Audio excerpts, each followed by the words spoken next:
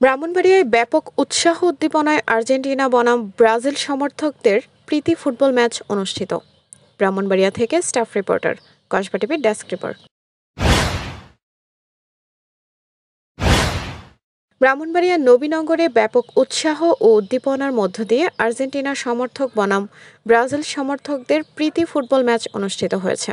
বীরগাঁও ইউনিয়নের আমতলী সাহেব বাড়ির সকল আর্জেন্টিনা ও ব্রাজিল সমর্থকদের আয়োজনে শুক্রবার বিকেলে ২২ মৌজা বাজার ব্রিজ সংলগ্ন মাঠে এ খেলা অনুষ্ঠিত হয়।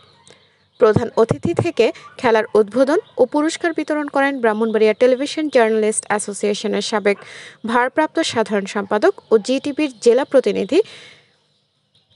প্রধান অতিথির বক্তব্যে তিনি বলেন, যুব সমাজকে মাদকের ভয়াল থাবা থেকে দূরে রাখতে খেলার বিকল্প নেই। নিয়মিত খেলাধুলা করলে দেহ ও মন উভয়ই ভালো থাকে। সবাই একসাথে খেললে একতা বাড়ে। তাই সকল যুব সমাজকে খেলার প্রতি আরও অগ্রসর হওয়ার আহ্বান জানান তিনি। এ সময় আরও উপস্থিত ছিলেন আমতলী সাহেব বাড়ির বিশিষ্ট সমাজসেবক আব্দুল মান্নান চৌধুরী, মোহাম্মদ খায়েশ মিয়া, ডাক্তার আল মামুন, সোহাগ মিয়া সহ সাহেববাড়ি ও এলাকার গণ্যমান্য ব্যক্তিবর্গ। খেলা পরিচালনা করেন মোহাম্মদ রবিন।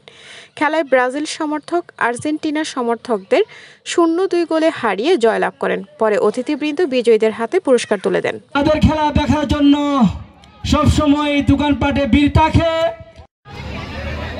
আর্জেন্টিনার দলের অধিনায়কের দায়িত্ব রয়েছেন মোহাম্মদ। আজকে সাহেববাড়ি যে খেলার আয়োজন করেছে, ব্রাজিল সমর্থক বনাম আর্জেন্টিনা সমর্থক, চমৎকার একটা বিষয়কে তারা সামনে নিয়ে এসেছে। আসলে ফুটবল খেলা বলতে আমরা বুঝি ব্রাজিল আর আর্জেন্টিনা, যদিও ৩০টা ৩২টা ৪০টা দল ওয়ার্ল্ড কাপ খেলে, কিন্তু শতকরা ৯০% লোক ওই ব্রাজিল আর্জেন্টিনা ছাড়া অন্য দল চিনে না, নামও জানে না। যাই হোক, এই যে ব্রাজিল এবং আর্জেন্টিনা সমর্থকদের যে খেলার আয়োজন করছে, এজন্য আমি আমার ভাই ভাতিজা যারা এই আয়োজনের সাথে সমৃদ্ধ আমতলী সাহেব বাড়ির সকলের প্রতি আন্তরিক ধন্যবাদ এবং কৃতজ্ঞতা জানাচ্ছি। একতা তোমাদের মধ্যে যেন এটা সর্বসময় সর্বকালের জন্য সাহেব বাড়ির একতাটা শ্রেষ্ঠত্ব বোধ লাভ করে।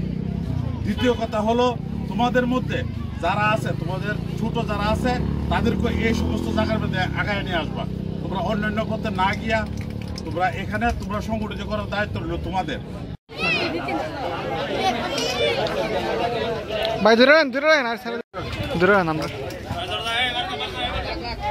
আপনাদের কাছে যদি কোনো তথ্য থাকে জানাতে পারেন কেটিভির অফিসিয়াল ফেসবুক পেজে। কেটিভি, সময়ের সাথে মানুষের পাশে। আপনার চারপাশের কোনো ঘটনা, অভিযোগ বা তথ্য কেটিভিকে জানাতে পারেন। আমরা থাকব আপনাদের পাশে। হৃদয়ে কেটিভি। কসবা টিভির সংবাদের সাথে থাকার জন্য ধন্যবাদ জানাচ্ছি। পরবর্তী সংবাদ পেতে আমাদের চ্যানেলটি সাবস্ক্রাইব করে রাখুন। হৃদয়ে কেটিভি।